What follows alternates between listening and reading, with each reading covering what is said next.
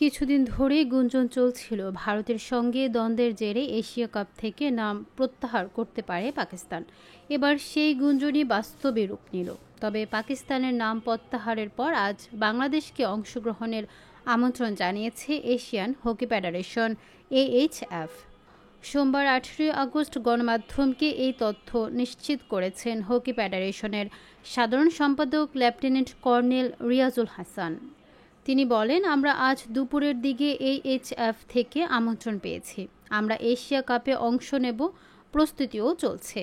আগামী 29 আগস্ট থেকে 7 সেপ্টেম্বর পর্যন্ত ভারতের রাজগীরে হবে ছেলেদের এশিয়া কাপ হকির 12তম আসর। এই প্রতিযোগিতায় সবচেয়ে সফল দেশ দক্ষিণ কোরিয়া।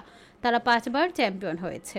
8 দলের এই টুর্নামেন্টে বাংলাদেশ, ভারত ছাড়াও আছে চীন, জাপান, দক্ষিণ কোরিয়া, মালয়েশিয়া, ওমান ও চাইনিজ তাইপে।